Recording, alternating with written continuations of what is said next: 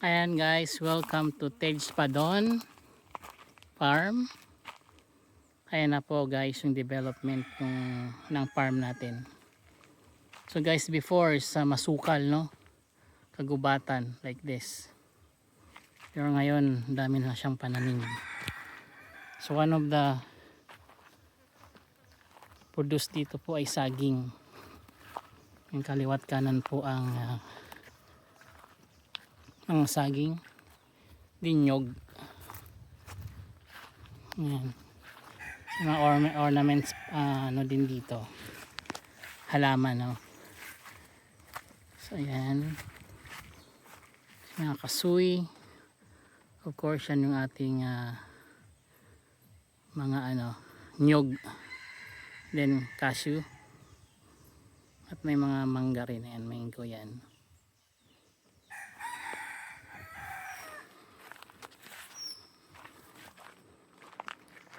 Mayroon din mga ipil-ipil, yan ang gagamitin sa pagbakod kasi maano yun guys, mahaba ang buhay ng ipil-ipil, saka hindi maselan.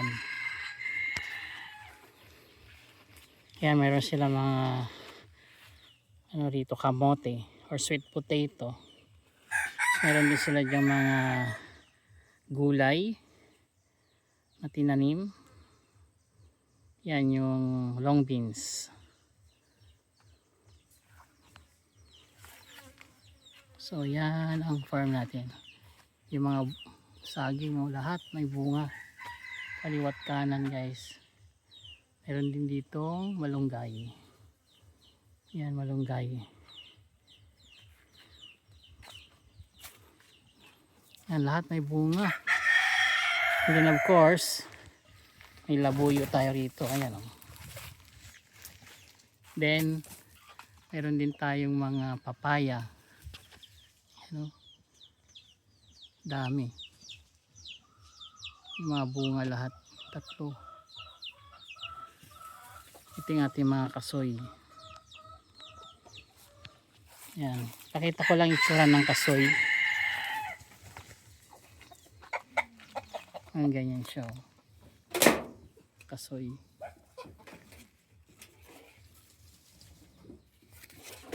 Mga mangga.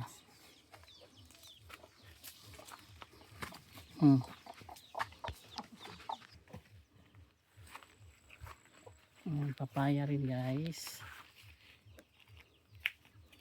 Ito, solar panel.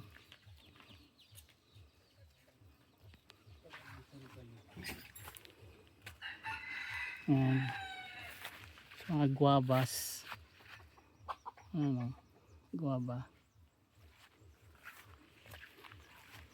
Ito yung mga kasoy. Ito naman ay guyabano.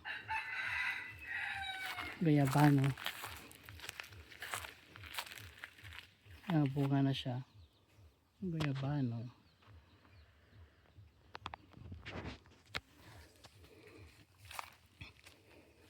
So yan, more on saging, oh. Daming saging. Diyan yung mga langka. Mga bungang langka, kasoy, nyog.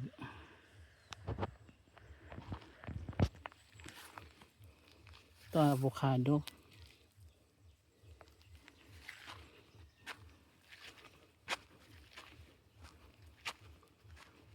Tapos ito yung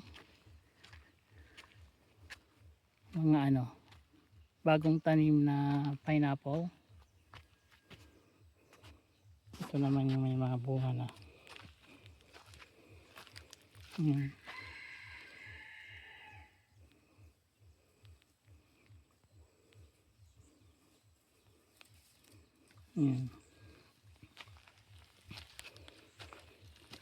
Yan yung ating pinya. Dami. Lalaki niya, no? Kasi lahat may bunga.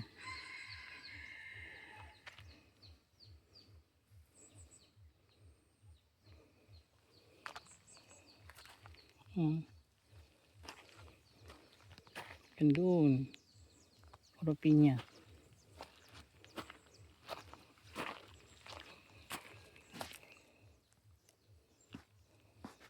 Ayan.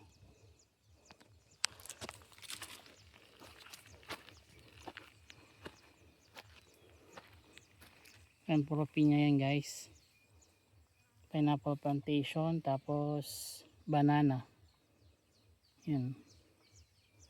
Nyug. Ito naman kalamansi. Pinya pa din. Sa yung bahay hindi pa tapos.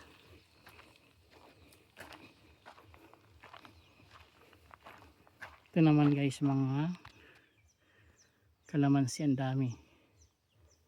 Daming kalamansi dyan.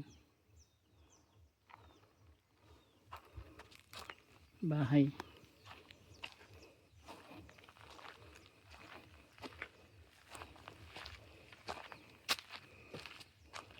So yan.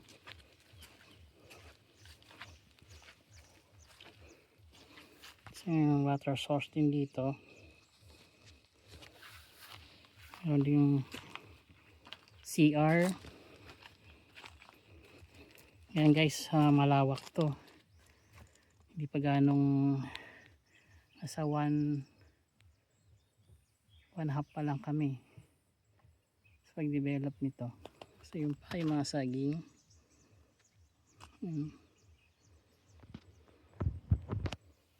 Continue lang guys yung development.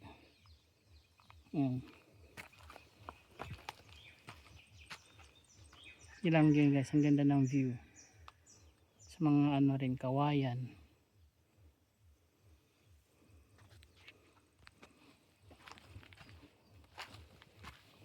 Baba tayo dun guys. Ito mayroong mga baboy din, livestock.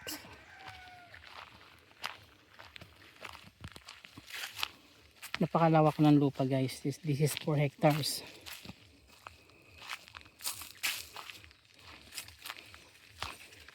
Ayan, puro mga kasagikan yan.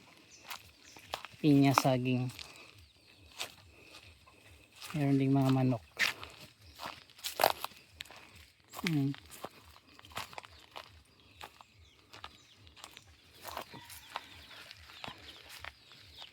Ano, puro saging. So, lahat may bunga na.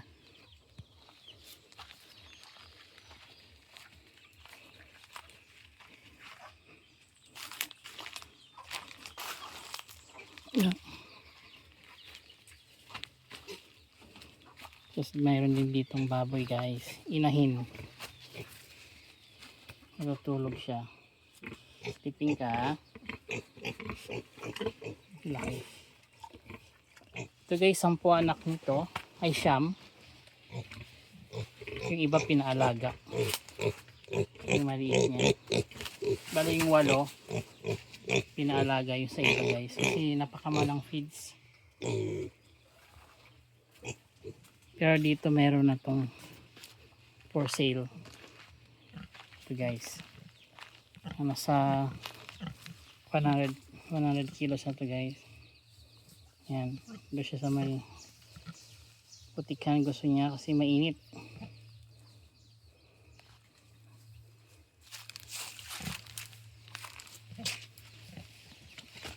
Ito guys yung gagawin ko sa ng fish pan.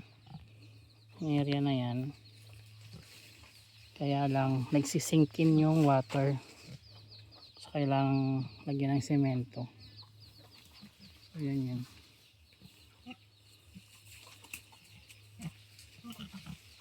Kasoy.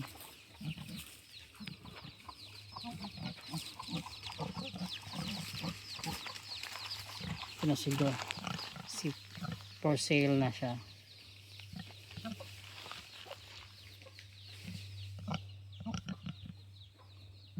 Yan. Maganda rito guys yung source of water. Magandang source of water dito. Yung mga nyug, mga freelance chicken, maraming manok. Ito meron ding mga lime. Ayan o. Daming bunga to guys. Pang asim.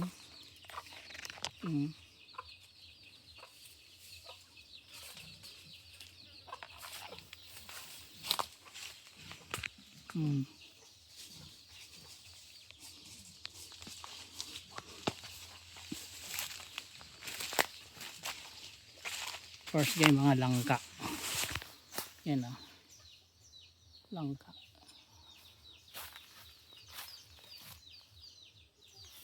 Tapos meron din ditong tanim na kape. Ito naman mangga.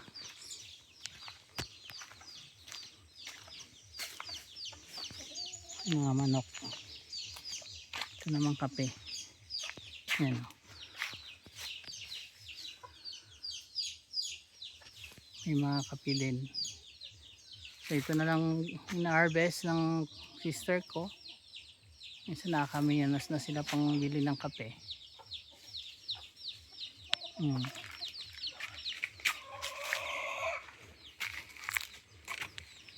May mga manok din dito. Mga French manok.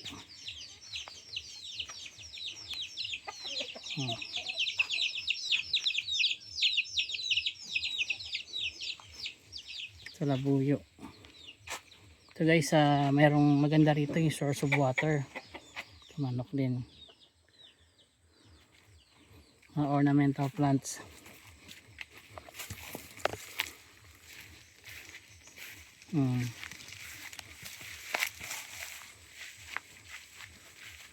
Puro saging. Ayun guys, ang daming bunga. Kalamansi, meron din doon. Tumangga. Ayan ang kasoy guys. Kulay yellow.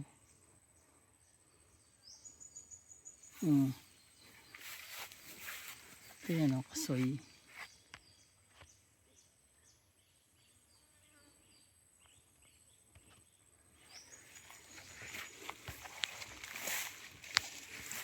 Pasal ko kayo guys, ito na pag nahinog ang kasoy o. Ito yung buto na ginagawang cashew nuts. Yan, yung buto. Yan. Nga na guys. Bagong tanim yan na nyog. Yung napitasan natin ng nyog. Yan, napakalawak pa guys na dapat i-develop. Kasi unti-unti. Guys, ang maganda dito, may source of water. Ayan o. Punta tayo rito. Source ng water. Ito guys, kasama sa property. So sa loob ng property, yung water.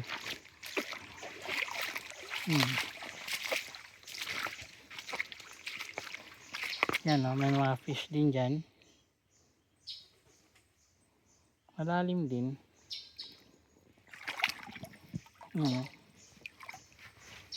So ito guys, kasama sa property.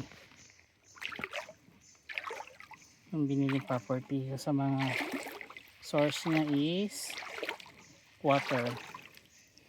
Which is maganda. Dito ka na rin kukuha ng mga buhangin guys for house building, diba? You know?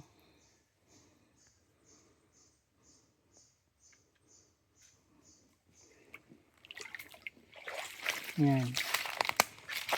Lawak guys.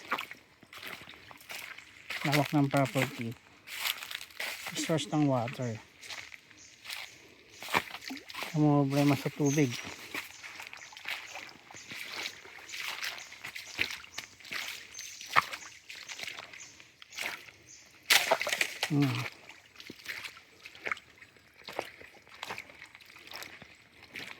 Ano?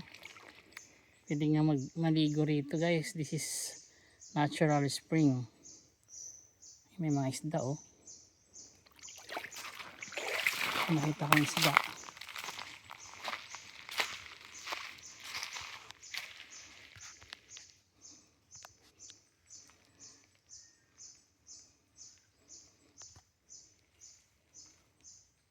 Ayan.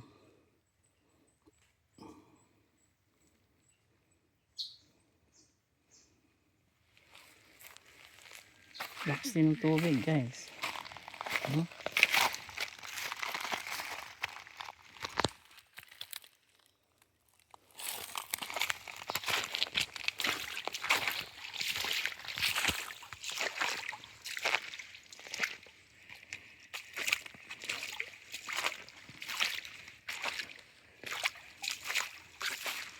Number one kasi sa province or sa human necessity is water.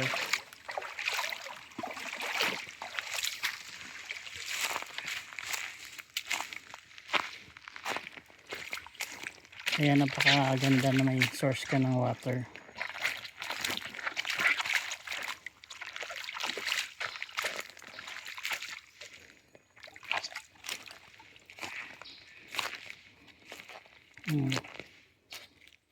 Natural.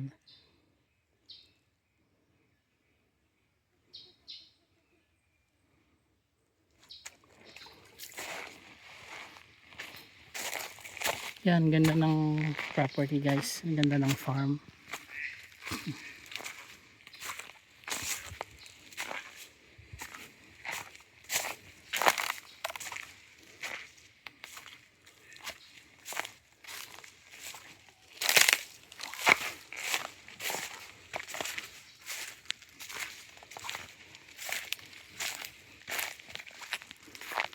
Doon pa sa pinakatuktok ng gulod yung property. Laki. Ito guys is 4 hectares.